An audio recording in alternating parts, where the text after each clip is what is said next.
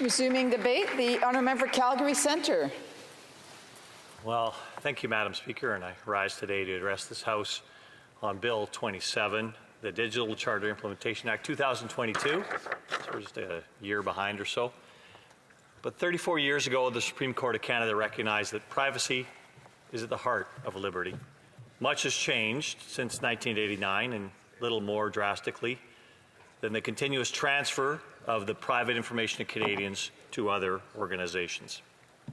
The questions we need to ask are, what are the costs and what are the benefits of the availability of Canadians' private information for the use of others? Many organizations see themselves as supplying useful value to Canadians by being provided, whether by contract or by capture, private information that is not knowingly provided by citizens. Examples include service companies that recognize when a consumer might be able to save a percentage of their fees by bundling certain services. In such a case, the benefit of this information availability is shared by the consumer and the service provider.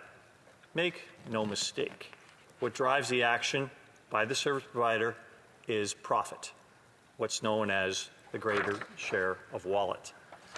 Nevertheless, in such cases, the consumer sees the benefit of being included in the information sharing, whether they know it has occurred or not. This apparently benign approach to gathering information has now stretched to our daily lives, where our computers, our phones, and our in-home private intelligent assistants, things like Siri and Alexa, are gathering information on us. When my sons at their homes use Siri, they say, "Siri, turn on." They figured out that Siri was listening the whole time. A lot of information is being culled. Do we know that our information, in that case, when we have not actually disclosed it willingly, is being used in a benign or creditable way? Which of that has become public information to be monetized by somebody else? And this is what is occurring. Large corporations are gathering data that is being sold to others for their own purposes. That supposedly benign relationship is now being passed to another organization, in that case, that is paying the information gatherer, and so on and so on. There is no accountability mechanism to the individual for the benefit of the supply of one's information to flow. There is only one measurement at play, and that is profit. One need only look at the incredible financial returns associated with these technological information gathering companies, the Googles, the Metas, the Amazons, etc., none of which are Canadian, by the way, and realize that the value extraction industry is lopsided in their favor. At no time in human history have startup companies, many without a tangible product, achieved such lofty valuations so quickly. And billionaires created out of computer code that is providing exactly what? Information. Our information. Value is created and destroyed in commercial markets. That is the economic engine that has led the Western world to prosperity. But value is only traded in financial markets. Let's ask, is the culling and selling of private information, however obtained, creating value or transferring value? In that respect, the intent of this bill is good. It is designed to modernize the protection of Canadians' digital privacy rights. It is past due, and it is important. It cannot be delayed by another prorogue parliament or another unnecessary election call, as happened to the prior bill that was introduced to advance this issue in the last parliament. The aim of this bill is good. The execution, I would say, is way off. I see a bureaucratic solution designed by bureaucrats for use by bureaucrats with what will be a minor effect for the Canadian population in general. As we say, if you are a hammer, everything looks like a nail. The design outcomes of this bill are increasingly bureaucratic oversight. The Personal Information and Data Protection Tribunal Act.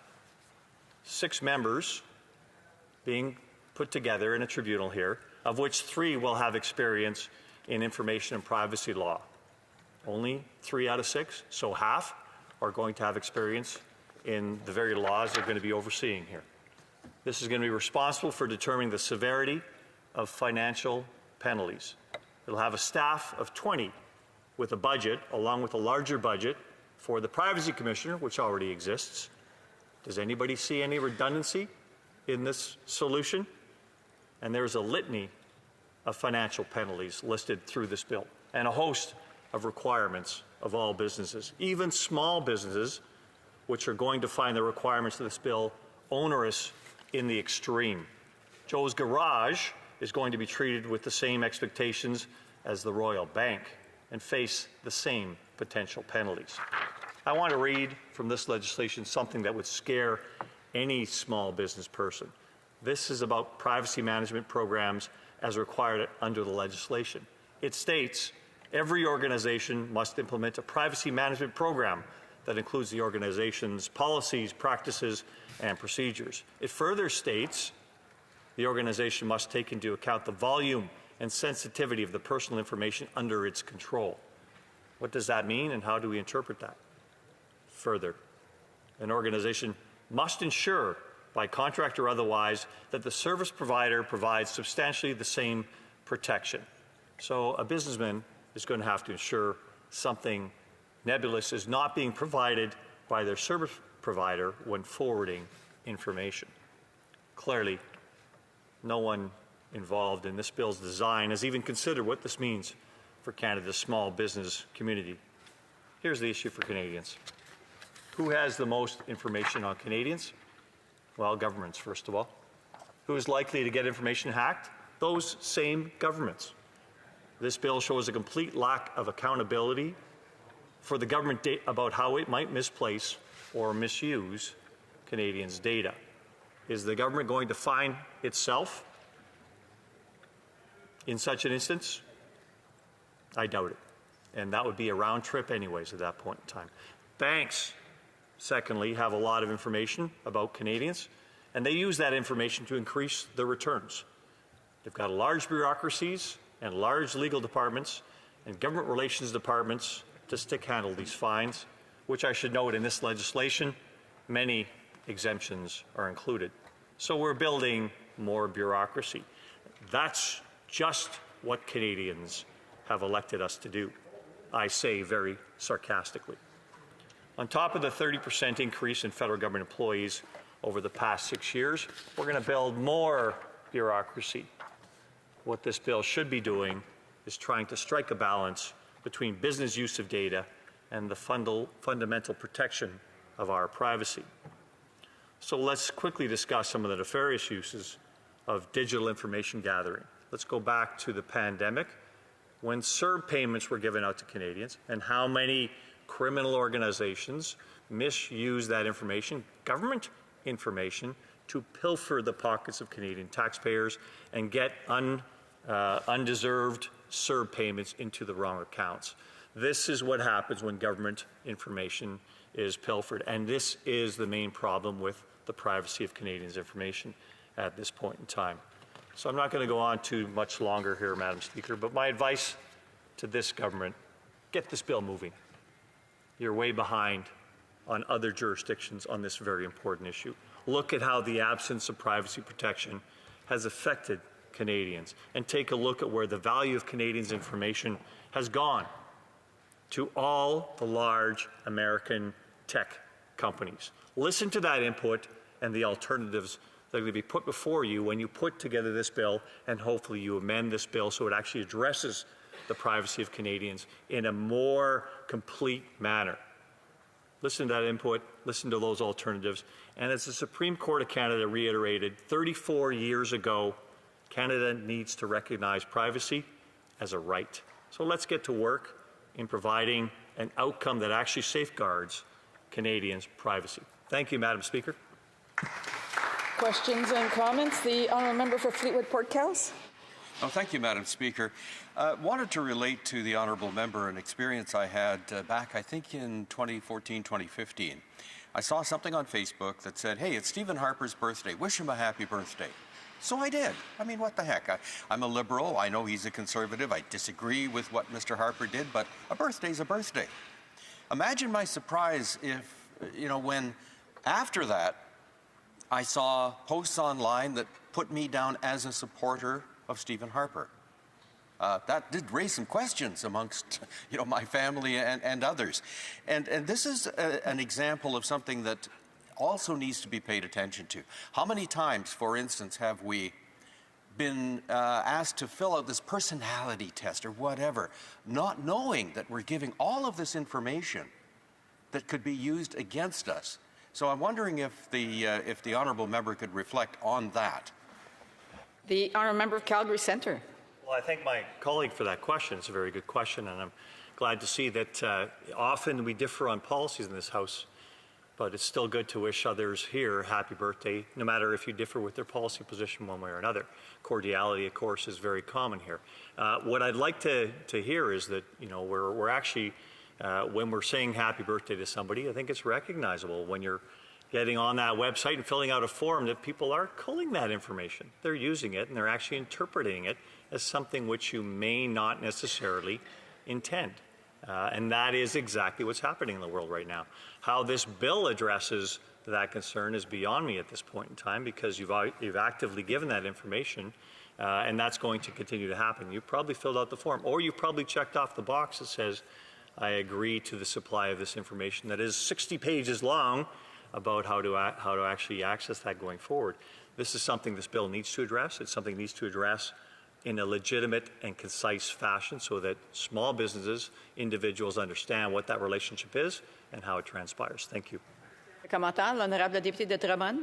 Merci, Madame la Présidente. Je remercie mon collègue pour son discours. Et je reviens avec le propos que j'ai tenu tantôt pour un autre de ses collègues concernant la ligne très, très délicate entre la nécessité de protéger les données personnelles de chaque utilisateur des plateformes numériques et des services numériques dans tous les secteurs d'activité commerciale et économique. Mais il y a aussi la question de la sécurité, de la protection des gens qui sont peut-être plus vulnérables ou plus facilement la cible des attaques en ligne. La cyberviolence, on en a parlé hier avec une sortie intéressante avec les deux porte-parole de Stop la cyberviolence et la réalisatrice du film Je vous salue salope, la misogynie au temps du numérique. Bref, je voudrais savoir si mon collègue est d'avis qu'on va devoir travailler d'une part pour être capable de retracer et d'intercepter les cyberviolents et de pouvoir légiférer contre la cyberviolence, en même temps que de protéger les données personnelles des utilisateurs des services en ligne. Merci. Calgary Centre.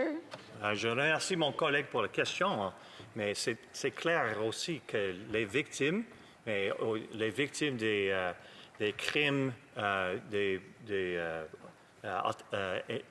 intelligence artificielle sont surtout les aînés, même les victimes de violence, mais surtout les aînés de notre société. Il faut qu'on protège des personnes qui ne connaissent pas, qui ne savent pas comment l'information qui sont provisées par le provisionneur du service sont impliquées avec l'individu.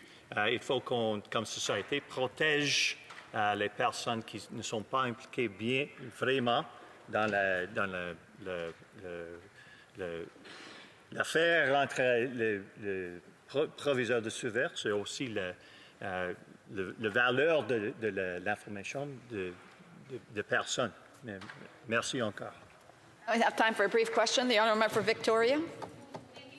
I want to thank the member for his speech, and I was hoping he could just elaborate a little bit more about some of the concerns around the Personal Information and Data Protection Tribunal. It seems like there's no justification for this tribunal. No privacy regime in the world has this tribunal. It introduces unprecedented levels of complexity, potential delays, and uncertainty. And so I'm curious about the member's thoughts on this. The honourable member for Calgary Centre, a brief answer. Yeah, thank you, Madam Speaker. Never in all my speeches have the questions been so astute in this, and that's exactly the case.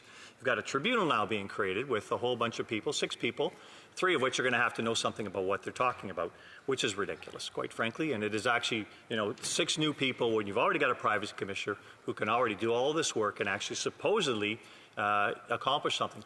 In addition, All the details in this are going to be in the regulations. There's nothing we're looking at here in Parliament that deals with the details, which are very important here for us to look at as well. Thank you. Excellent.